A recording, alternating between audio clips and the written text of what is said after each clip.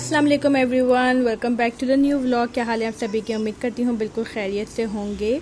Last कुछ vlog में मैंने आपको बताया था कि मैं पाकिस्तान ट्रैवल करने वाली हूँ, तो आज अल्हम्दुलिल्लाह फ़ाइनली मेरी फ़्लाइट है बच्चों के साथ। तो आज मैं ट्रैवल कर रही हूँ फ्रॉम टोरंटो टू पाकिस्तान, इंशाल्लाह कराची। और 3 बच्चे होंगे मेरे साथ। हस्बैंड नहीं जा रहे अभी फ़िलहाल, उनको थोड़े टाइम के बाद इंशाल्लाह आना होगा। तो आज की जो मेरी फ़्लाइट है फुल ऑन बिल्कुल अकेले बच्चों के साथ ट्रैवल करने वाली हूँ। तो पहले भी मैं ये ट्रैवल कर चुकी हूँ इस तरह बच्चों के साथ अकेले, बिल्कुल हस्बैंड के बिना। तो इसीलिए मैं जो है वो थोड़ी सी एक्सपीरियंस तो हूँ इस चीज़ को लेके, लेकिन 3 बच्चों के साथ मैं फ़र्स्ट टाइम ही ट्रैवल कर रही हूँ। तो काफ़ी सारी लड़कियाँ मुझसे अक्सर पूछा करती हैं, मेरी रिश्तेदारों में से और बाकी सब्सक्राइबर्स में से भी, कि आप कैसे अकेले ट्रैवल कर लेती हो, क्योंकि एक बच्चा ही होता है खाली, तो उसी के साथ मैनेज करना इतना मुश्किल होता है फ़्लाइट में। और फिर ये बहुत सारी लॉन्ग फ़्लाइट होगी, आज की फ़्लाइट 31 घंटे की है। तो किस तरीके से मतलब मैं कम्प्लीटली मैनेज करूँगी, तो ये सब इंशाल्लाह मैं टिप्स आपको आज इस व्लॉग में ही देने वाली हूँ। फ़िलहाल हम लोग एयरपोर्ट जाने की तैयारी कर रहे हैं और घर में फटाफट चाय वगैरह पीने के बाद बस हम लोग निकल गए थे अपने एयरपोर्ट की तरफ। अगर आप लोग चैनल पे नए हैं, अभी तक सब्सक्राइब नहीं किया है तो करें, इस चैनल को सब्सक्राइब, वीडियो को लाइक कर दे, शेयर कमेंट ज़रूर कीजिए। मुझे ज़रूर बताइएगा कि आप लोग कभी ट्रैवल किए हैं अकेले बच्चों के साथ, तो इंशाल्लाह ये वाली वीडियो आपको बहुत हेल्प करेगी। हस्बैंड को सी ऑफ करते हुए काफ़ी ज़्यादा फील हो रहा था, ऐसा हो रहा था कि बस पता नहीं कि जल्दी से जल्दी ये वापस वहाँ पे आ जाए इंशाल्लाह। तो बस थोड़े ही टाइम की बात है, फिर ये भी आ जाएंगे। तो बस अभी हम लोग बैठ रहे हैं एयरपोर्ट में आराम से। और इसी के साथ मैं आप लोगों को जो पहली टिप देना चाहती हूँ वो ये है कि अगर आप लोगों को बिल्कुल सिंपल ईजी ट्रैवल करना है बच्चों के साथ, स्पेशली लॉन्ग फ़्लाइट्स में, जैसे कि 31 hours 32 hours total travel time होता है, जिसमें मतलब समझ लें 2 दिन लगते हैं। तो सबसे इम्पॉर्टेंट बात तो यही है कि आप सबसे ज़्यादा जो नेसेसरी फ़ूड है वो बच्चों का, जैसे कि दूध और चिप्स, ये तो आप ज़रूर रखें इनफ। जो इतना भी फ़ूड अगर आपके बच्चों की लिहाज से, जो भी ज़रूरत के लिहाज से उनका सामान है, जो भी खाते पीते हैं, छोटी मोटी चीज़ें, चॉकलेट्स मत रखिएगा क्योंकि चॉकलेट्स मेल्ट हो जाती हैं, मगर छोटे मोटे बिस्किट के जो टिक्की पैक्स होते हैं वो आप रख सकती हैं। और पानी की बोतल बिल्कुल खाली आप रख सकती हैं, तो बच्चे जो है वो अपने फिल करते रहेंगे लिक्विड्स थोड़े बहुत। और उसके बाद मैं आपको दूसरी टिप ये देना चाहूँगी कि आप लोग जो नेसेसरी आइटम्स हैं वो भी सारे पैक रखें, मतलब आपको कोई भी ऐसी चीज़ की कमी ना हो कि जो आपको बाद में प्रॉब्लम हो रही हो।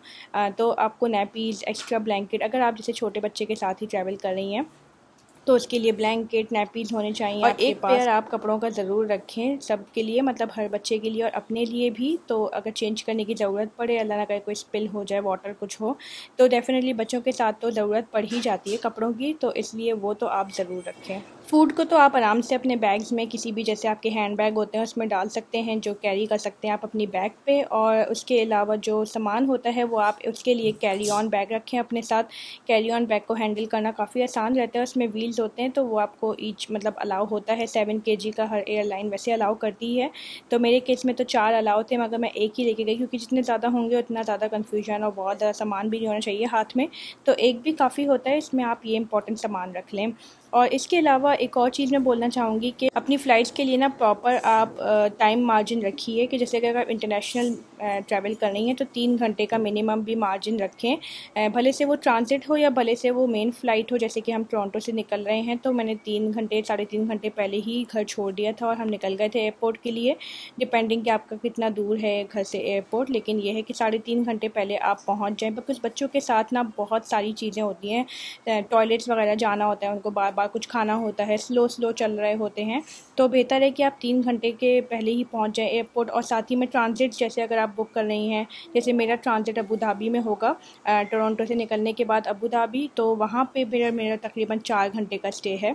तो ट्रांजिट जो होते हैं ना वो भी लंबे रखें, क्योंकि काफ़ी मतलब भागम दौड़ हो जाएगी। अगर सिर्फ 2 घंटे का मार्जिन होगा तो वो इतना इनफ नहीं होता बच्चों के साथ, स्पेशली 3 अगर आप उनके साथ ट्रैवल कर रहे हो, छोटे टॉडलर के साथ भी कर रहे हैं, तो ज़्यादा आप गैप रखिए। बेहतर ये है, मतलब मेरी अपनी बहुत जो इम्पोर्टेंट लर्निंग है इस पूरे ट्रैवल को लेके, वो ये है कि आप गो स्लो रहें, सुकून से, खामोशी से, आराम से काम करें।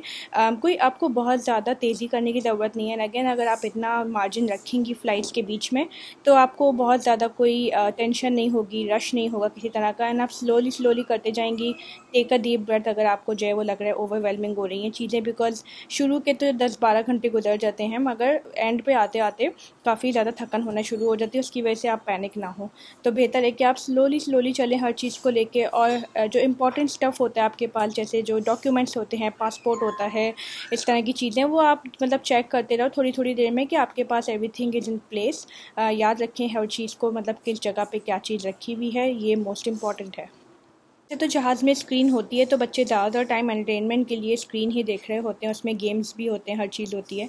लेकिन अगर फिर भी आप चाहती हैं कि स्क्रीन टाइम कम से कम रहे, तो फिर कोई ना कोई कलरिंग बुक्स या एक्टिविटी बुक्स, या फिर अगर आपका बच्चा बड़ा है 11 साल का है जैसे मेरा बेटा, तो अगर वो रीडिंग करना चाहें बुक, तो फिर कोई ना कोई बुक रीड करने के लिए रख लीजिए आप उनके लिए। तो इस तरह आसानी हो जाएगी। अगर आपके पास ऐसा कुछ भी नहीं है, आप लेना भूल गई हो, तो फिर एयरपोर्ट पे भी ड्यूटी फ्री शॉप्स पे ये सब मिल जाता है। जैसे कि आपको दिख रहा होगा कि यहाँ टोरंटो एयरपोर्ट पे चीज़ें काफ़ी अच्छी थी। तो इस तरह की कलरिंग बुक्स वगैरह आप अगर रख लो, इतना कोई एक्सपेंसिव नहीं है, $6-7 की ऐसी चीज़ें, $7 $8 की, तो इतना कोई ऐसा मसला नहीं है, आप उसको ख़रीद लो, ज़्यादा अच्छा रहेगा। वैसे तो एयरलाइन भी कुछ ना कुछ आपको प्रोवाइड करती ही ये चीज़ें कोई ना कोई एक्टिविटी के लिए, तो वो आपको जहाज़ में जाते ही मिल जाएंगी। इसके अलावा अपने बड़े बच्चों से बोलें कि वो कोई ना कोई रिस्पॉन्सिबिलिटीज़ ले लें अपने, जो भी, जैसे मेरा 11 साल का था, तो मैंने उसको इस तरह की रिस्पॉन्सिबिलिटीज़ दे दी थी कि वो बैग को, कोई भी सामान अगर अंदर रखना होता था तो वो ओपन करके क्लोज़ कर लिया करता था, उसके अंदर सामान रख लिया करता था जब तक मेरे हाथ में बेटा था छोटा वाला। तो इस तरह से अगर आप थोड़ी बहुत रिस्पॉन्सिबिलिटीज़ दे देंगी कोई चीज़ हैंडल करने को, जैसे अगर आप जहाज़ में खाना खा रही हैं और साथ में आपका छोटा टॉडलर बैठा हुआ है, तो फिर आप अपने बेटे को बोल सकती हैं कि वो अपने पास रखे थोड़ी देर के लिए ट्रे, और फिर आप थोड़ा मैनेज कर सके चीज़ें। तो अगर उनको रिस्पॉन्सिबिलिटीज़ देंगी तो आपको बहुत आसानी हो जाएगी। अगर आपके बच्चे बड़े हैं और एक आप टॉडलर के साथ इस तरह मेरी तरह ट्रैवल करनी है, तो आपको बहुत आसानी हो जाएगी इस चीज़ को करके। और साथ ही में एक और चीज़ मैं जो टिप देना चाहूँगी वो ये है कि जब भी आप एयरपोर्ट पे हो ना, अपने बच्चे को, टॉडलर अगर आपका है स्पेशली, क्योंकि टॉडलर्स एरोप्लेन में जाके, मतलब जहाज़ में जाके ना, बहुत ज़्यादा तंग करते हैं और शोर मचाते हैं, क्योंकि वो वॉक करना चाहते हैं, टहलना चाहते हैं। और मेरा भी मतलब ज़ाहिर है कि टॉडलर का यही केस था, तो मैंने ये किया कि इसको एयरपोर्ट पे जब मैं हुआ करती थी, मैंने इसको खूब चलने दिया, कीपिंग एन आई ऑब्वियसली, उसको जो है देखते हुए कि कहाँ पे वो जा रही है, वो उसके पीछे पीछे, लेकिन उसको मैंने चलने बहुत दिया। उसकी वजह से उसकी एक्टिविटी बहुत ज़्यादा रही, और जैसे ही वो प्लेन में जाता था तो वो थक हार के सो जाया करता था टेक ऑफ होते ही, और काफ़ी फिर लंबा सोता था, आराम से 3-4 घंटे सो गया। तो इस तरह मतलब आप कर सकती हैं अपने थोड़ा सा स्ट्रेस को कम रखने के लिए। अगर जहाज़ में जाके बच्चे सो जाएँ तो सुकून हो जाता है, नहीं तो जहाज़ में इतनी छोटी सी जगह होती है सीट्स पे इकनॉमी क्लास में, तो इसीलिए बच्चों के लिए ना काफ़ी ज़्यादा मुश्किल हो जाता है इसको मैनेज करना। और मेक श्योर कि आप लोग बेसिनेट वाली सीट लें, अगर बुक कर लें पहले से तो बेहतर है, लेकिन अगर आपकी किस्मत हुई तो आपको वैसे भी मिल सकती है। मुझे तो ऐसी बेसिनेट वाली सीट मिल गई थी। बच्चे जैसे 1 साल से ऊपर के होते हैं तो वो वैसे तो अलाउ नहीं करते हैं उसको बैठना, बच्चों को उसमें बेसिनेट में, लेकिन अगर आपके बच्चे का वेट या हाइट कम है तो फिर वो कोई मसला नहीं है, आप वो बिठा सकते हैं। और नहीं तो फिर छोटा मोटा अगर कोई सामान रखना है तो वो आप रख सकते हैं। थोड़ी हेल्प हो जाती है अगर आप बेसिनेट वाली सीट ले लें, और ज़्यादा लेग स्पेस भी ज़्यादा होता है, तो बच्चों के लिए आसानी हो जाती है, उनके साथ मैनेज करना बैग्स वगैरह को भी आसान हो जाता है, गैप बहुत होता है। अच्छा, एक बहुत ज़रूरी बात, मैंने काफ़ी कॉमनली ये देखा है कि लड़कियां घबराती हैं लॉन्ग फ़्लाइट्स में जाते हुए, ट्रैवल बहुत कम कर रही होती हैं बच्चों के साथ, इसलिए क्योंकि वो कंफर्टेबल नहीं होती हैं। बच्चों का शोर मचाना, सोचती हैं कि शायद दूसरे लोग परेशान होंगे, डिस्टर्ब होंगे। बच्चों को आप जितना भी मैनेज करने की कोशिश करो, मगर थोड़ा बहुत तो शोर वो मचाते ही हैं, ज़ाहिर है उनको टहलने की, घूमने फिरने की जगह नहीं मिलती, फ्री नहीं होते वो, तो इसलिए उसकी टेंशन बहुत ज़्यादा ना लें। बच्चे तो बच्चे हैं, बच्चे थोड़ा बहुत तो करेंगे, बाकी लोग को भी थोड़ा बहुत टॉलरेट कर लेना चाहिए, ऐसा कोई मसला नहीं है। अच्छा, अब हम पहुंच गए हैं अबू धाबी एयरपोर्ट, और अबू धाबी एयरपोर्ट अगर मैं बताऊं तो बहुत ही ज़्यादा खूबसूरत, मतलब मैंने सुना बहुत ज़्यादा था इसके बारे में, और फ़र्स्ट टाइम मैं देखने वाली हूँ, नया एयरपोर्ट बना था। तो पहले तो हम लोग चले गए फूड कोर्ट पे, और वहाँ पे अयान ने बर्गर वगैरह लिया और सैफ़ ने भी फ्राइज़ खाए, क्योंकि बच्चे फ़्लाइट में मुश्किल करते, परेशानी करते, कभी कभी खा नहीं रहे होते फ़्लाइट का खाना, तो फिर बाहर निकल के फिर खिलाना ज़रूरी हो जाता है। और एयरपोर्ट काफ़ी ज़्यादा मतलब बड़ा है, और बहुत अच्छी वहाँ पे शॉप्स बनी हुई हैं, ब्रांड्स काफ़ी सारे हैं, लेकिन मोस्ट इम्पॉर्टेंटली कि इतना ज़्यादा मैसिव लेवल पे है वो, इतना बड़ा है वो, कि काफ़ी ज़्यादा अच्छा लगता है आपको वहाँ पे टहल के। तो थोड़ी देर अपना टाइम स्पेंड किया मैंने, 3 से 4 घंटे का मेरा ट्रांजिट था, यहाँ पे भी 5 घंटे का तकरीबन, तो उसमें मैंने काफ़ी सारा टहला टूला, थोड़ी सी वीडियोज़ बनाई, मज़ा आया देख के। एयरपोर्ट। और इसी के साथ मैं आपको एक इम्पॉर्टेंट टिप, जो कि मेरी लास्ट टिप होगी शायद आज की, वो ये है कि आप लोगों को ऑर्गेनाइज्ड बहुत रहना है, अपने आप को हर वक्त ऑर्गेनाइज करके रखना है। यानी कि सामान को, जितना भी आपका सामान, जैसे कि कपड़े हैं, बच्चों के फूड है, टॉडलर के लिए मिल्क बॉटल्स वगैरह, हर चीज़ आपको ना हर वक्त ऑर्गेनाइज रखनी है। और अगर आपको बॉटल फीडिंग का जो है वो चक्कर है कि पानी वगैरह कहाँ से मिलेगा, तो वो ईज़िली गर्म पानी आपको फ़्लाइट में ही मिल जाता है। तो आप बस खुद ही जाके उनसे मांग लिया करें।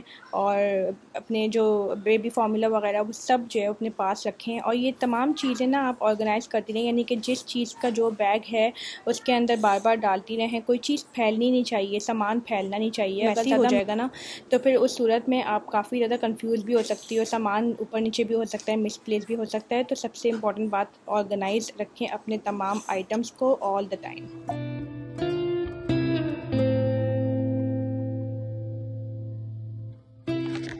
चले गाइस, फाइनली हम लोग माशाल्लाह कराची एयरपोर्ट पहुंच गए हैं, जिन्ना इंटरनेशनल एयरपोर्ट। जब मैंने देखा मुझे सुकून मिला है बहुत ज़्यादा, क्योंकि हम लोग पाकिस्तान आ गए। अच्छा, सिर्फ कह रहे कि नहीं हम पाकिस्तान आए, हम कराची नहीं आए हैं। तो एनीवे अल्हम्दुलिल्लाह, लाइटिंग शाइटिंग मुझे बड़ी अच्छी लगी है। आज खूब रोशनी हो रही है, रात के 3 बज रहे हैं इस वक्त। और बस अम्मी अब्बू सब लोग बाहर वेट कर रहे होंगे, और शके कदम फैजान वगैरह सब। तो इंशाल्लाह उनके साथ जाके मिलूंगी मैं। बहुत ज़्यादा एक्साइटमेंट है। और पोर्टर को मैंने बोल दिया कि भाई जाके मेरा सामान लेकर आ जाए सारा, तो वो फिर लेकर आ जाएंगे अभी। सो अल्हम्दुलिल्लाह, finally after 31 hours of flight मैं अपने अम्मी अब्बू से मिल ली हूँ कराची में, कराची एयरपोर्ट, जिन्ना इंटरनेशनल एयरपोर्ट पे।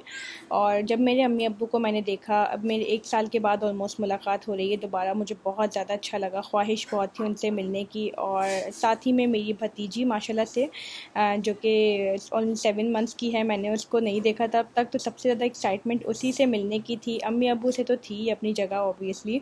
तो मुझे बहुत ज़्यादा अच्छा लगा घर वालों से मिलके, घर वालों की बातें सुन के, घर वालों की को अपने गले लगा के वापस से। बहुत ज़्यादा एक अलग ही मोमेंट होता है। और इसके अलावा मेरे अम्मी अब्बू दोबारा से अपने नवासों से मिले, ये बहुत ज़्यादा अच्छा लगा उनको। और अली को ना थोड़ा बड़े होने के बाद ही उन्होंने देखा है। पिछले साल उन्होंने देखा था, 3 महीने का था वो उस वक्त खाली। तो अब माशाल्लाह से वो टहलता टूलता भी है। लेकिन जब वो आया था तो काफ़ी ज़्यादा थका हुआ था, तो बस वो प्रैम में ही लेटा हुआ था, थोड़ा सा हैरान था। और गर्मी भी है कराची में, तो थोड़ा सा वो मौसम एक जो है वो उसको फ़ील हुआ होगा गर्म।